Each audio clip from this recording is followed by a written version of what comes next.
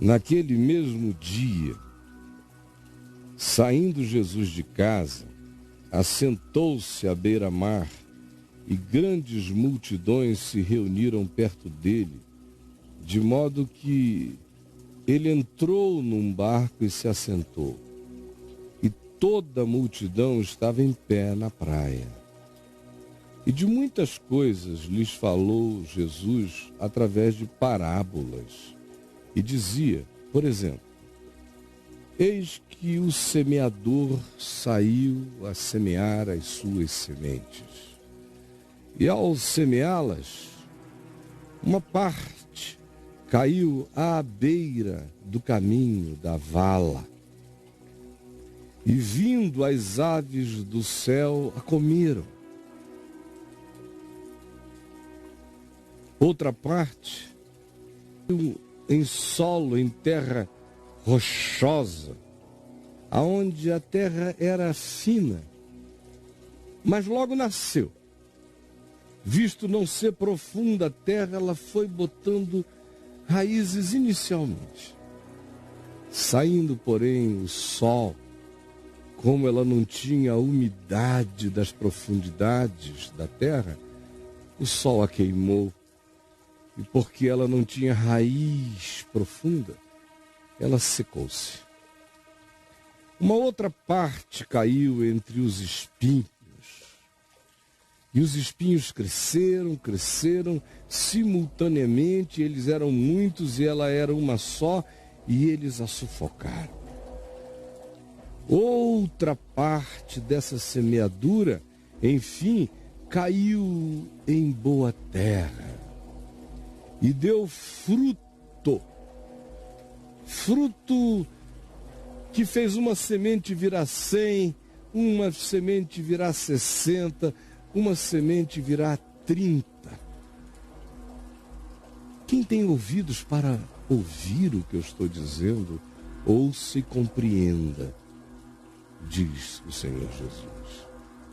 Então se aproximaram os discípulos dele e lhe perguntaram, mestre, responde, por que que tu falas com as pessoas usando parábolas, ensinando as multidões com parábolas? A isso Jesus respondeu, porque a vós outros, meus discípulos, é dado conhecer os mistérios do reino dos céus. Quando eu conto essas parábolas, eu estou falando do reino de Deus. Eu estou falando da soberania divina sobre o homem. Quem quer que entenda e se coloque nessa situação, se põe sob o ensino dos mistérios do reino dos céus. Mas a esses a quem eu falo, em geral, ainda não lhes foi concedido entender explicitamente o que eu estou explicando. Porque na realidade é sempre assim. Ao que tem, se lhe dará, e terá em abundância. Quanto mais, mais. Quanto menos, menos. Por isso, ao que não tem, até o que tem lhe será tirado. Por isso lhes falo por parábolas. Porque vendo, eles não querem mesmo ver. E ouvindo, não querem entender. De modo que eu já lhes falo, de modo que eles próprios digam para si mesmos que não entenderam. Porque eu falo que é absolutamente passível de entendimento, mas eles, quando assim acontecem, bloqueiam a mente para não entender. De sorte que neles se cumpre a profecia de Isaías, que diz, ouvireis com os ouvidos, e de modo algum entendereis. Vereis com os olhos, e de modo algum percebereis. Razão? Porque o coração deste povo está endurecido, Não é o que eu digo, é a indisposição deles de entenderem. Porque de mau grado ouvem com os seus ouvidos, de mau grado eles fecham os olhos. Para quê? Para não suceder que vejam com os olhos, e vejam, e ouçam com os ouvidos, e entendam, e discernam com o coração. Pois assim, eles terão que se converter, terão que ser curados. E eles não querem nem se converter, nem ser curados, por isso eles não querem entender, ouvir ou ver. Porém, bem-aventurados os vossos olhos, porque veem, e os vossos ouvidos espirituais, porque ouvem. Pois em verdade vos digo que muitos profetas do passado bíblico, e muitos justos de todos os tempos e de todos os lugares, desejaram ver o que vós vedes e não viram, e ouvir o que vós ouvis e não ouviram. Mas entendam a parábola do semeador, eu a explicarei a vocês. Todos os que ouvem a palavra do reino de Deus e não a compreendem, vem o maligno. O indivíduo não a compreende, porque determinou, conforme eu já lhes falei no contexto, o indivíduo ouve a palavra e não a compreende. Não é um problema intelectual, é de coração endurecido, é determinação de não entender, para não se converter, para não ser curado. Por causa disso, vem o maligno e arrebata o que lhes foi semeado no coração. Este é o que foi semeado à beira do caminho. O que foi semeado em solo rochoso, esse é o que ouve a palavra e logo a recebe com alegria. Ele a saúda com entusiasmo. Quem olha de fora parece uma semente crescendo, se enraizando e desabrochando com rapidez. Mas ele não tem raiz psicológica, raiz espiritual, raiz de caráter e de decisão em si mesmo. Carrega uma volubilidade essencial, sendo antes, portanto, o que lhe aconteceu como uma alegria súbita, algo que terá pouca duração. E aí, em chegando qualquer que seja a angústia, ou a perseguição por causa do evangelho, ou de mim, ou do que ele tinha dito que confessava, porque ele não tem raiz profunda no caráter do evangelho, ele se escandaliza logo e diz: eu não estou aqui para sofrer, larga tudo e vai embora. O que foi semeado entre os espinhos, esse é aquele que ouve o evangelho, a palavra. Porém, o ensino do evangelho é contrastado a cada dia por ele com os cuidados do mundo e a fascinação das riquezas. E ele diz: eu quero o evangelho, mas eu não abrirei mão da fascinação da riqueza, do poder, do embevecimento das conquistas e de todas as importâncias e status deste mundo.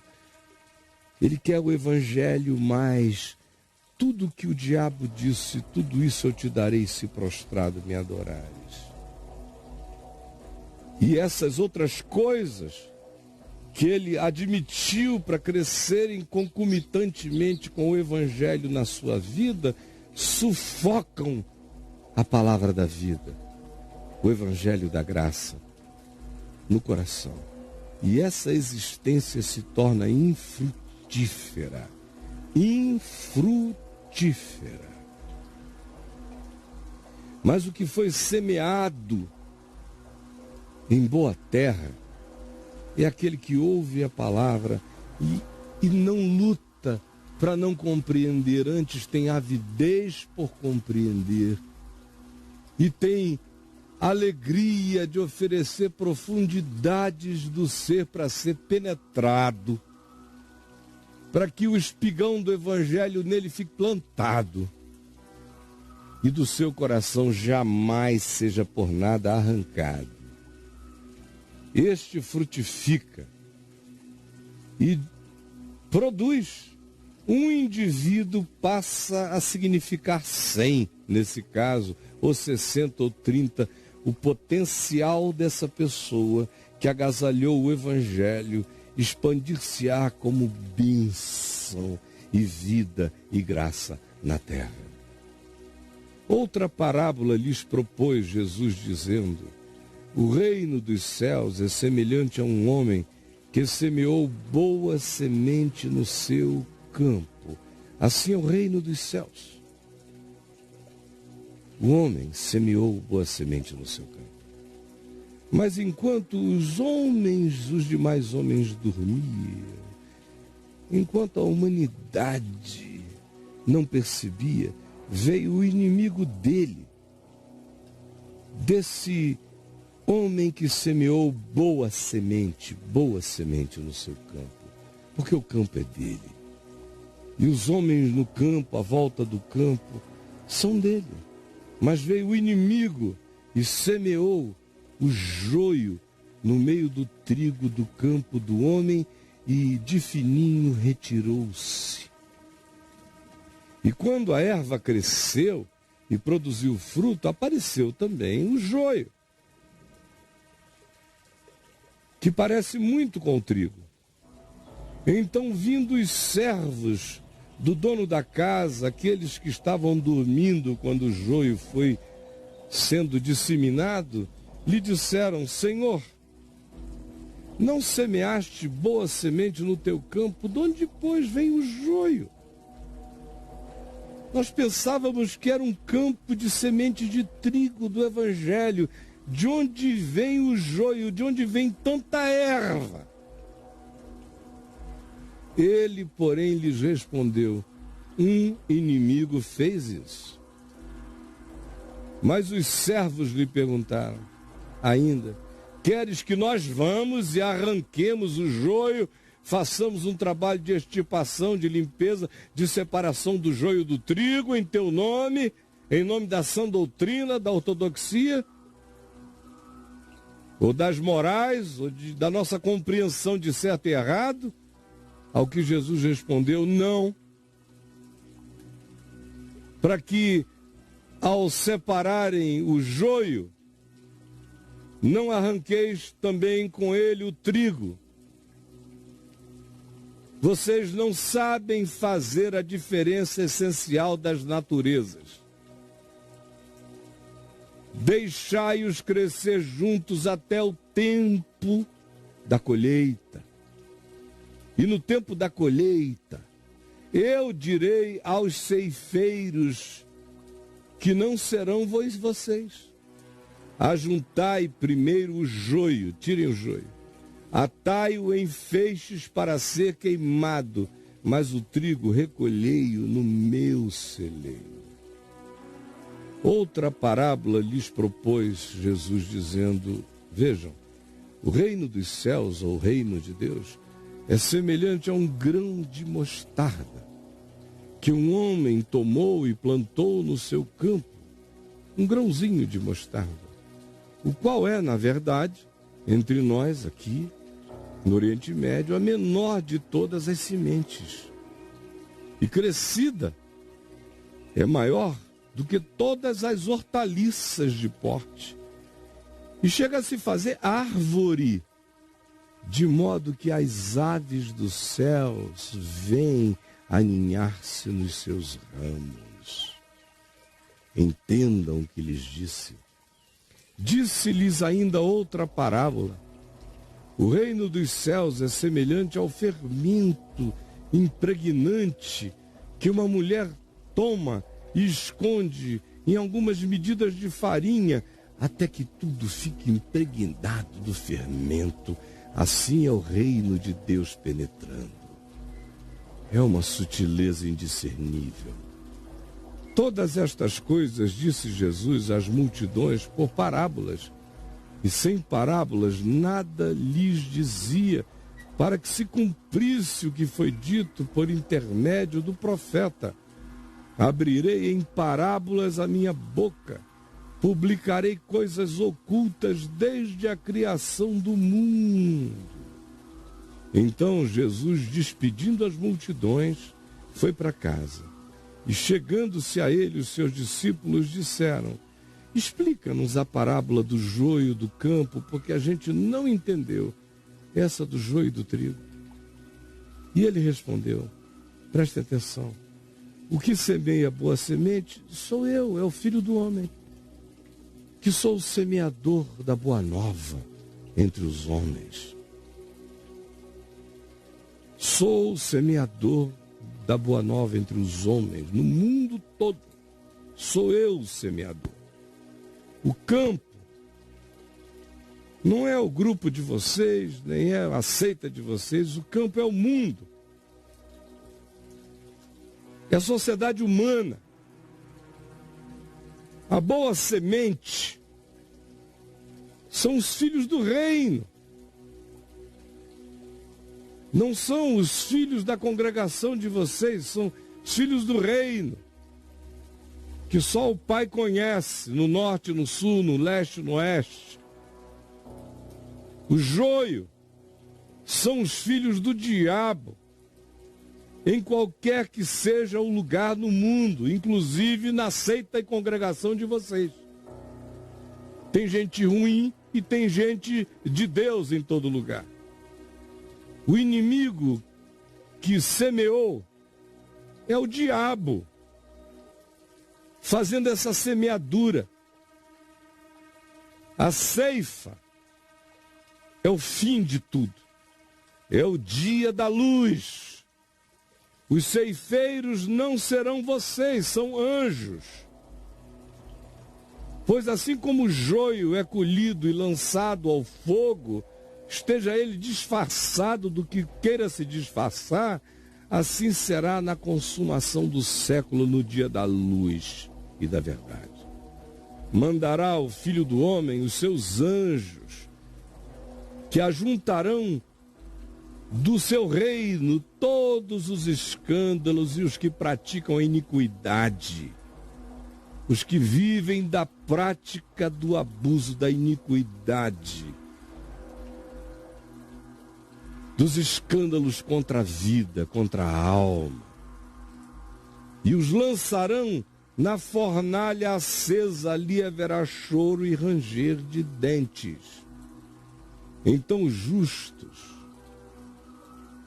resplandecerão como o sol no reino do seu Pai.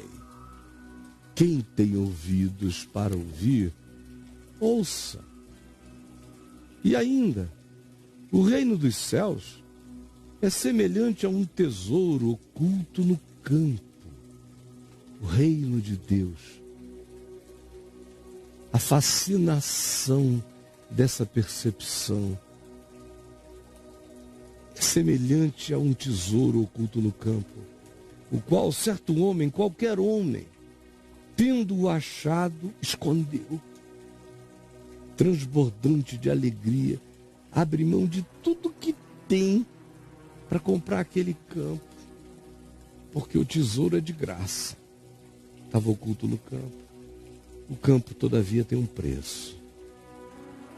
O reino dos céus é também semelhante a um que negocia e procura boas pérolas, uma pessoa que vive de busca de pérolas lindas. E tendo achado uma pérola de grande valor, vendeu tudo que possuía e a comprou.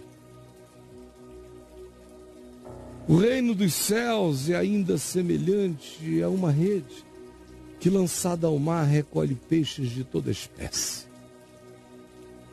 E quando já está cheia, os pescadores arrastam-na para a praia e, assentados, escolhem os bons para os cestos e os ruins eles jogam fora. Assim será na consumação dos séculos, no dia da luz. Sairão os anjos e separarão os maus dentre os filhos da luz. E os lançarão na fornalha acesa. Ali haverá choro e ranger de dentes. Entendestes todas essas coisas? Entendestes todas essas coisas? Responderam-lhe, sim, Senhor. Então Jesus lhes disse, por isso é que eu digo a vocês daqui para frente, se vocês entenderam, isso aqui é inesgotável. Por isso, todo verdadeiro escriba, versado nos princípios, no ensino, no conhecimento do reino dos céus, é semelhante a um pai de família, rico, cuidadoso, que tira do seu depósito, do seu lugar de guardar os bens e os sustentos da família, tira dali coisas novas e coisas velhas, sempre renovando tudo, sempre com pertinência, sempre aplicando de maneira sábia e útil à vida. Entendestes estas coisas? Tendo Jesus proferido estas parábolas, retirou-se dali.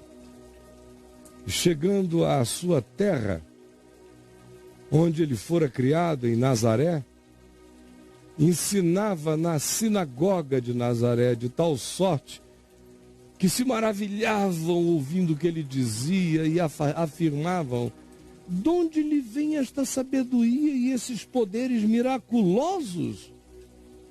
Não é este o filho do carpinteiro José? Já fez trabalhos para nós? Não se chama sua mãe Maria? E os seus irmãos, tem um que é Tiago, outro José, Simão, Judas e outras irmãs? Sim, não vivem entre nós todas as irmãs dele? A gente conhece as meninas, irmãs dele. De onde é que lhe vem tudo isto? Se a gente conhece o pedigree dele, e ali não há nada disto. Escandalizavam-se nele, começaram maravilhando-se e agora estão escandalizados. Jesus, porém, lhes disse, não há profeta sem honra senão na sua terra e na sua casa. E não fez ali muitos milagres por causa da incredulidade deles. Este é o Evangelho de carreirinha. Ouviu o tetrarca Herodes, um dos 4 Herodes que estavam governando a terra de Israel, um deles ouviu a fama de Jesus e disse aos que o serviam na sua corte, este é João Batista. Ele ressuscitou dos mortos e por isso nele operam forças miraculosas. Porque Herodes, havendo prendido e atado a João Batista, o metera no cárcere por causa de Herodias, mulher de Filipe, seu irmão, que era o Herodes da tetrarquia da Cesareia de Filipe, ao norte do país. Pois João Batista dizia a Herodes, mais velho, mais poderoso, tetrarca com os irmãos, não te é lícito possuir sexualmente a mulher do teu irmão. E assim, querendo matá-lo, todavia temia o povo, porque todo o povo considerava João um profeta. Ora, tendo chegado o dia do aniversário de Herodes, lá em Jerusalém, dançou a filha de Herodias diante dele e de todos os seus convidados e agradou no sentido sexual, sensual, erótico, profundamente a Herodes, que a desejou. Pelo que Herodes, voltando-se para Herodias e para sua filha, prometeu com um juramento dar-lhe o que ela pedisse. Em troca, você sabe do quê? Então ela, instigada por sua mãe, gananciosa, sem caráter, adúltera por convicção de interesse, convencida pela mãe, disse: dá-me aqui, num prato, a cabeça de João Batista, aquele desgraçado que chama minha mãe de adúltera. Entristeceu-se muitíssimamente o Herodes de Jerusalém. Mas por causa do juramento e dos que estavam com ele à mesa, que ouviram-no falar isso, do alto do seu poder, da sua onipotência, da sua presunção, da sua glória, determinou que cumprissem a palavra da menina, o desejo da sua mãe, a adúltera por convicção de conveniência, e deu ordens e decapitou a João Batista no cárcere. Foi trazida a cabeça de João num prato e dada à menina, jovem, gostosinha, que a levou até a sua mãe. Tudo isso por causa da barganha vinculada à aparência de uma mocinha. Então vieram os seus discípulos, levaram o corpo de João e o sepultaram. Depois foram e anunciaram a Jesus o que tinha acontecido. Jesus, ouvindo essa narrativa, retirou-se dali num barco para um lugar deserto, à parte. Sabendo as multidões, vieram das cidades seguindo por terra, enquanto Jesus se afastava com o peso do impacto do que fizeram a João Batista. Desembarcando do outro lado do mar da Galileia, viu Jesus uma grande multidão e compadeceu-se da multidão e curou os seus enfermos. Ao cair da tarde, vieram os discípulos de Jesus e lhe disseram: Senhor, o lugar é deserto e a hora já vai bastante adiantada. Despede as multidões para que eles se dispersem pelas aldeias aqui em volta e comprem para si o que comer. Jesus, porém, lhes disse: não precisam retirar-se daqui. Dai-lhes vós mesmos de comer. Mas eles responderam o quê? Não temos aqui senão 5 pães e 2 peixes. Então Jesus disse: tragam os 2 pães, os 5 pães e os 2 peixes a mim. E tendo mandado que a multidão se assentasse sobre a grama, a relva, tomando os 5 pães e os 2 peixes, erguendo os olhos aos céus, os abençoou com gratidão. Disse: obrigado, Pai, Abba, Paizinho, que dás o pão e dás vida a toda a tua criação. Obrigado. E a seguir, tendo partido os pães, deu-os aos discípulos e disse a eles: distribuam entre a multidão. Todos comeram, todos, e se fartaram. E os pedaços que sobejaram foram ainda recolhidos e perfizeram o total de 12 cestos cheios. E os que comeram foram cerca de 5.000 homens, além de mulheres e de crianças. Logo a seguir, depois disto, compeliu Jesus os seus discípulos a saírem daquele lugar e embarcarem e passarem adiante dele, porque Jesus ficaria para trás, para o outro lado do mar, enquanto Jesus ficava sozinho, despedindo as multidões. Sem segurança, bobões. E despedidas as multidões, e os discípulos num barco já longe, viajando para o outro lado, Jesus ainda subiu ao monte que está ali, nas imediações entre Cafarnaum e Tiberíades, a fim de orar sozinho. Em caindo profundamente a tarde, chegando a noite, lá estava ele sozinho no monte, quieto e orando. Entretanto, o barco já estava longe na escuridão, a muita distância da terra, e ainda mais açoitado pelas ondas dos ventos sírio-africanos que entram pelo Quênia e atordoam o lago de Genezaré com ondas encapeladas. O vento era contrário, vinha da Síria, entrava pelo Quênia, do Jordão e arrebenta o mar da Galileia com força e veemência.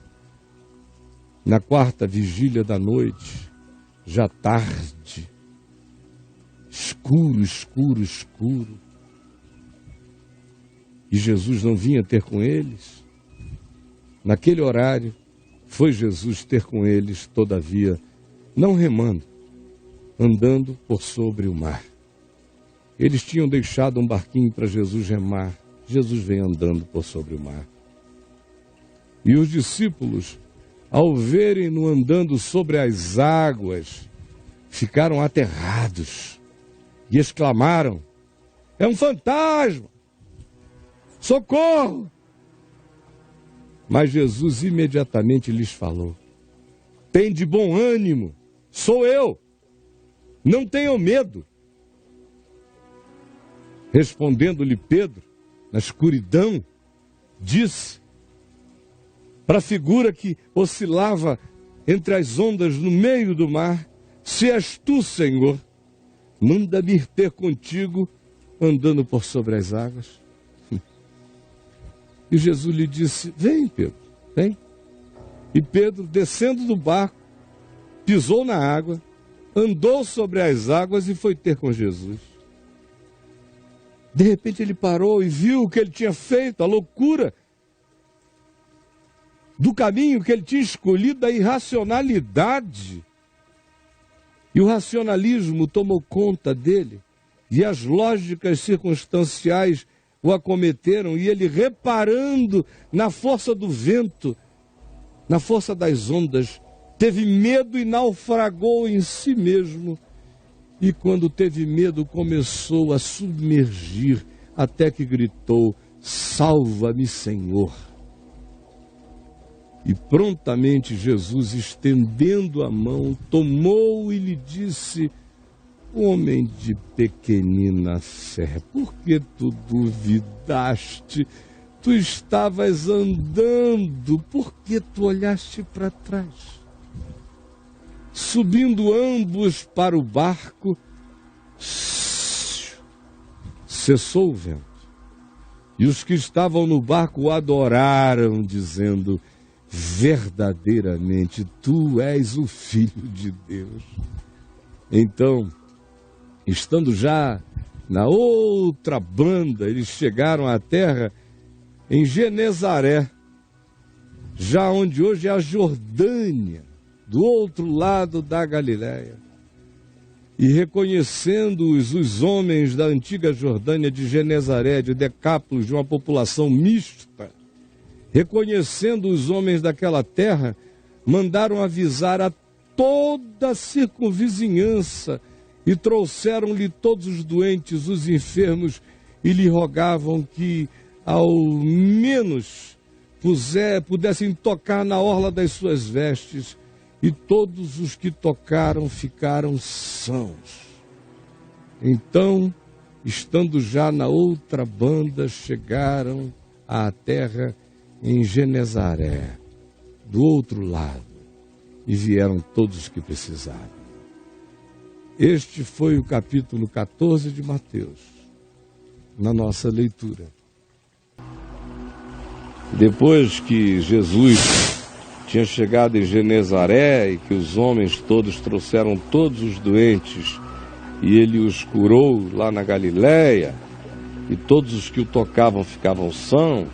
Então, nesse mesmo ambiente, na Galileia, vieram de longe, de Jerusalém, fizeram uma viagem a pé longa, até encontrarem Jesus na Galileia, alguns fariseus. Você veja a obsessão da religião. Foram lá para o outro lado, para a Galileia, e junto com alguns teólogos, escribas, doutores da lei, e perguntaram: por que transgridem os teus discípulos a tradição dos anciãos? Olha só, o cara viaja de Jerusalém para Galileia para fazer essa pergunta. Pois eles não lavam as mãos quando comem. Olha só o que a religião é capaz de fazer com o cara. Tirar ele de casa, da casa dele, da mulher dele, dos filhos dele, andar a pé 150 quilômetros, 170, dependendo da via que escolhesse, a pé, para fazer essa pergunta: por que que os teus discípulos transgridem a tradição da denominação? Pois não lavam as mãos quando comem. Meu Deus, me salva dessa doença de alma e de mente. Jesus, porém, lhes respondeu: por que transgredis vós também o mandamento de Deus por causa da vossa tradição? Se o negócio de vocês é tradição, obedeçam então à tradição de vocês, dos mandamentos de Deus. Vocês transgridem os mandamentos de Deus por causa de transgressões que vocês criaram casuisticamente para criarem cláusulas ao mandamento divino. Porque está escrito e ordenado por Deus: honra a teu pai e a tua mãe. E mais, quem maldisser a seu pai ou a sua mãe, seja punido de morte. É o que está dito, não é tradição. Mas vós dizeis: se alguém disser a seu pai e a sua mãe: papai, mamãe, olhe, o que eu teria para dar, para ajudar vocês na velhice, nas necessidades de vocês, eu transformei a pedido do meu sacerdote em oferta ao Senhor para ajudar a casa de Deus no templo. Então aquilo que eu daria a vocês, eu dei para o templo, porque eles criaram uma cláusula de exceção em nome de Deus para privilegiar o templo ao invés de que eu honre a vocês, sustentando vocês, porque eu tinha entendido que honrar pai e mãe era cuidar também de pai e mãe, e era melhorar pai e mãe em mim. Eu estou tentando melhorar vocês em mim. Vocês não foram muito religiosos, eu sou profundamente religioso, por isso eu estou honrando tanto a vocês que ao invés de dar o meu dinheiro para ajudar vocês, eu estou dando para a casa do Senhor no templo. Jesus diz: esse jamais honrará seu pai ou a sua mãe, jamais. Mas vocês invalidaram a palavra de Deus explícita, criando uma tradição para relativizar a palavra. Hipócritas! Bem profetizou Isaías a vosso respeito, dizendo: este povo honra-me com os lábios, mas o seu coração está longe de mim. Em vão me adoram, em vão me cultuam, em vão me cantam, em vão me fazem qualquer coisa, em vão me ofertam, ensinando doutrinas que são preceitos de homens, criações de alucinados com as suas interpretações de conveniência e de ganância. E assim Jesus, depois disso, tendo convocado a multidão toda, na cara dos escribas, dos exegetas, dos fariseus, chamou todo mundo e disse: olha, me ouçam bem e entendam de vez. Não é o que entra pela boca de um homem, mas é o que sai da boca. E o que sai da boca é palavra, é fala, é confissão, verbalização de pensamento, de sentimento, de emoção, de energia, de atitude, de interpretação, de compreensão. É isso que sai da boca. Não é cuspe, nem é vômito. É palavra. E palavra é ideia, é sentimento, é emoção, é pensamento, é juízo. Palavra é fim do mundo. Palavra pode ser medicina ou incêndio. Aprendam de uma vez. Não é o que entra na boca, não é a comida, não é o tipo de comida, não é o tipo de bebida, não é isso que contamina o homem. Isso vai para o corpo, e o homem não é o corpo, o homem é o coração, o homem é o entendimento, o homem é o ser que discerne, o homem é o eu profundo, o homem é espírito. Nenhuma comida vai contaminar o teu espírito, nenhuma bebida vai contaminar o teu espírito. O que te contamina é o que tu és, é o que tu pensas, é o que tu crias, é o que tu admites, é o que tu acolhes, é aquilo com que tu te solidarizas. Se for bom é para o bem, se for mal é para a destruição. Se for mal, contamina o homem. Isso sai de sua boca e contamina o mundo. Então, aproximando-se de Jesus, os discípulos agora, os que já tinham dito, nós te estamos e queremos te seguir, esses que são candidatos a crentes, que estão ali juntos, que dizem que são do grupo, que são os filhos do entendimento, vieram e disseram: sabes que os fariseus, ouvindo a tua palavra, se escandalizaram, não é? Quando o indivíduo só está iniciando o discipulado, ele fica muito preocupado com o que os outros pensam sobre idiotice. Quando o indivíduo se torna um discípulo maduro, ele não tem mais lugar para idiotice, nem para dar relatório de idiotice, nem de fofoca, nem de miséria. Se ele é discípulo mesmo, ele confronta o fariseu e não leva o assunto para ninguém. Mata barata na esquina que encontrou. Jesus, porém, respondeu aos discípulos: olha aqui, vocês acham que eu estou preocupado com isso? E prestem atenção, vocês mesmos com o seu coração. Porque toda planta que o meu Pai Celeste não plantou vai ser arrancada. Tanto faz se é planta farisaica, se é da presunção da religião, ou se é do pseudo-discipulado que ainda está com a vida tomada pela vaidade das falsas importâncias que cegam o entendimento da gente para sempre. Ouçam todos, e vocês também. Só vai ficar quem meu Pai Celestial plantou, quem não plantou a vida vai arrancar. Deixai-os. Os escandalizados da religião, os casca grossa, deixai-os. É assim que Jesus trata escândalo de crente, de casca grossa, de fariseu, de pastor, de teólogo, de padre, de bispo. Olha como ele responde: deixa esses caras para lá. Deixai-os. São cegos, guias de cegos. Se um cego guiar outro cego, eles vão cair juntos no barranco.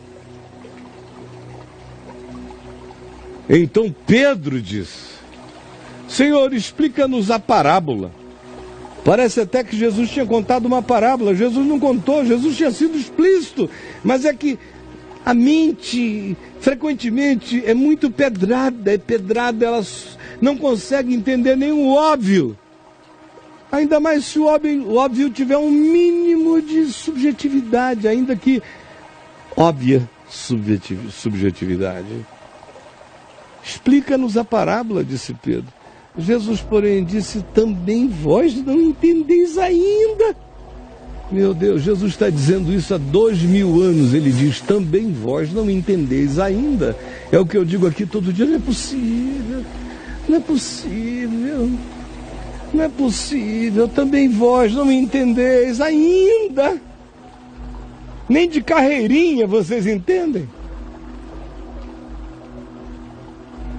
Não compreendeis, pelo amor de Deus, que tudo que entra pela boca, desce para o ventre e depois é jogado num lugar escuso, num sanitário. Você caca o que você come, passa. E não tem nada a ver com o homem, só tem a ver com o corpo do homem. O corpo é do homem, o homem não é o corpo. Mas o que sai da boca, isso vem do coração, do homem, da alma, do espírito, do entendimento, da compreensão.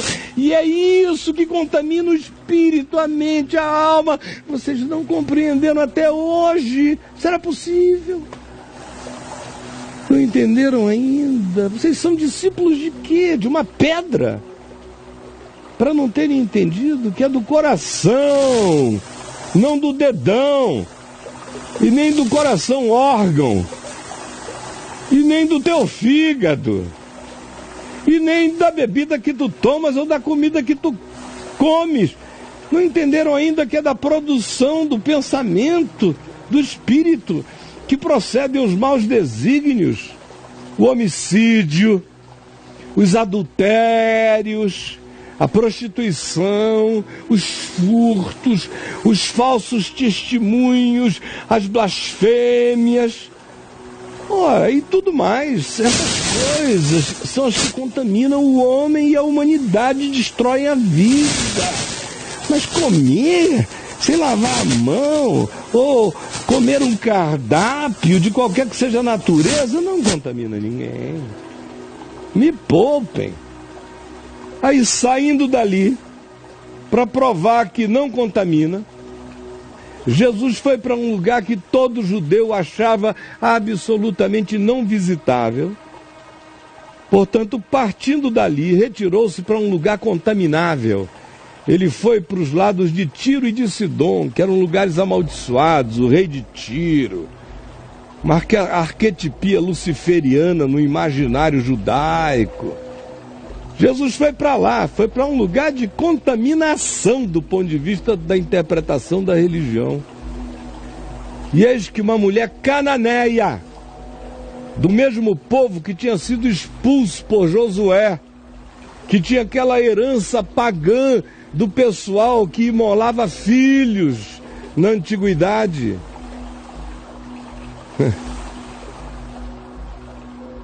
Uma mulher com essa herança, considerada uma cachorrinha pelos judeus,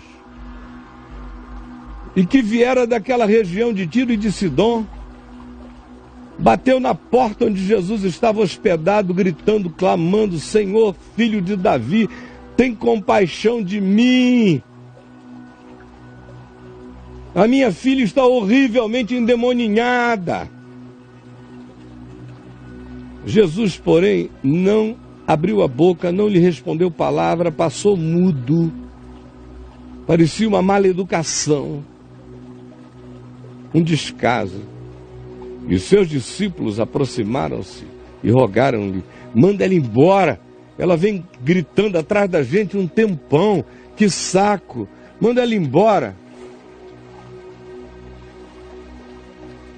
Mas Jesus respondeu o oposto do que eles estavam dizendo. Eles estavam dizendo: manda embora. Jesus podia ter dito: mandem a vocês. Olha o que Jesus diz: não fui enviado senão as ovelhas perdidas da casa de Israel. É quase como se ele estivesse dando uma desculpa de autoconvencimento para não ter parado e já ter socorrido a mulher em relação à qual os discípulos queriam que ele mandasse embora, porque ela vinha enchendo o saco, gritando há um tempão. E o Evangelho de Marcos diz que Jesus entrou na casa, fechou a porta, ela continuou gritando na sala, do lado de fora, batendo. Jesus está oferecendo a eles um pretexto e dando a si mesmo uma espécie de autojustificativa para estar passando sem fazer nada. Não fui enviado ainda, senão as ovelhas perdidas da casa de Israel. Vai chegar uma hora que o mundo inteiro vai ser atendido. Mas a mulher não estava nem aí. E ela veio e fez o que Deus não suporta. O texto de Marcos diz: Jesus queria que ninguém o soubesse, mas não suportou a invasão da adoradora. A mulher veio e o adorou, dizendo: Senhor, socorre-me. Isso é irresistível. Deus não suporta, Deus fica impotente diante de uma soberania, de um quebrantamento que carrega o amor reverente como irreverência arrombadora no Santo dos Santos, pela confiança absoluta no amor de Deus. Então Jesus, respondendo, disse: Filha, não é bom tomar o pão dos filhos e lançá-lo aos cachorrinhos. Ela vinha rastejando. Aí ela dá essa resposta, um trocadilho. A frase, não é bom tomar o pão dos filhos e lançá-lo aos cachorrinhos, era um adágio popular. Ela, contudo, replicou com um outro adágio popular. Sim, Senhor, porém os cachorrinhos comem das migalhas que caem da mesa dos seus donos. Eu não estou me comparando com ninguém. Eu só sei que o Senhor é misericordioso, que pode me socorrer e que qualquer migalhinha do teu amor vai resolver a minha vida para sempre. Então Jesus disse: Oh, mulher, grande a tua fé, minha filha, faça-se contigo como queres.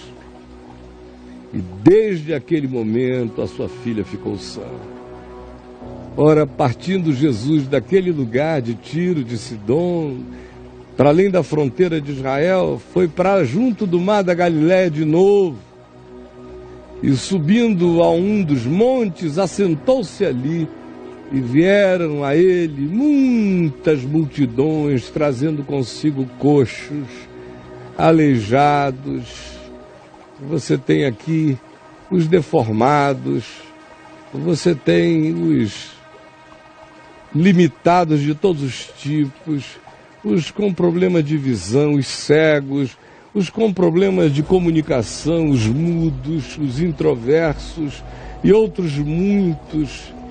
E os largaram, os arremessaram junto aos pés de Jesus. E ele os curou, os agasalhou e os curou a todos, sem acepção de pessoas, sem batismo, sem anamnese, sem pedigree, sem perguntar quem era cada um. Quem crê, receberá. De modo que o povo se maravilhou ao ver que os mudos e os introversos se comunicavam, que os paralíticos, os aleijados, os deformados recobravam a normalidade, a saúde, que os que cocheavam, os que claudicavam, andavam com firmeza, sem desequilíbrio, e que os cegos de todas as dimensões viam e então glorificavam a Deus. E chamando então Jesus aos seus discípulos mais próximos, disse: Olhem, eu tenho compaixão dessa gente que está há algum tempo me ouvindo aqui, porque faz 3 dias, já agora que eles permanecem comigo e não tenho o que comer, e eu quero que eles comam. O interesse pelo Evangelho não tem que fazer com que a vida deles retroaja. Eu estou aqui para alimentar corpo, alma e espírito com equilíbrio. E não quero despedir essa multidão em jejum, para que ninguém desfaleça pelo caminho. O Evangelho tem que cuidar de todas as dimensões do caminho humano. Mas os discípulos lhe disseram: onde haverá neste deserto tantos pães para fartar tão grande multidão? Era a 2ª vez que isso acontecia e eles voltam com as mesmas perguntas, não lembram de nada, esquecem tudo. A amnésia do crente, até que ele passe a ser uma pessoa que tem dentro dele plantado o espigão da confiança. funciona sempre idiotizando o indivíduo, fazendo e levando as mesmas perguntas, vão aprendendo e não chegam ao conhecimento da verdade enquanto não internalizam o sentido absoluto de quem é Jesus, como ele trata. Enquanto eles não aprenderam Jesus como chave hermenêutica, eles ficam fazendo pergunta idiota. Aí Jesus diz: escuta, quantos pães tendes? Responderam 7 pães e alguns peixinhos. Da outra vez eram 5 pães e 2 peixinhos. Agora tem mais. Então, tendo mandado o povo assentar-se no chão, tomou os 7 pães e os peixes e agradeceu ao Pai, partiu os pães e os deu aos discípulos e disse: entreguem ao povo, do mesmo jeito que tinha acontecido antes. Não muito tempo antes, mas a amnésia de crente é patrocinada por idiotice, por uma acomodação de quem não quer internalizar. O reino e o evangelho são tão diferentes, são tão contra a cultura das lógicas deste mundo, que o indivíduo tem dificuldade de acolher o entendimento e fazer daquilo um paradigma de compreensão, de confiança. Mandou que distribuíssem ao povo. Todos comeram, todos, e se fartaram. E o que sobejou de novo, recolheram agora 7 cestos cheios. Ora, os que comeram eram 4.000 homens, além de mulheres e crianças. E tendo despedido as multidões, entrou Jesus de novo no barco e foi para a região de Magdala, nas proximidades de Tiberíades, onde vivia Maria Madalena. Essa foi mais uma leitura do Evangelho de carreirinha para você.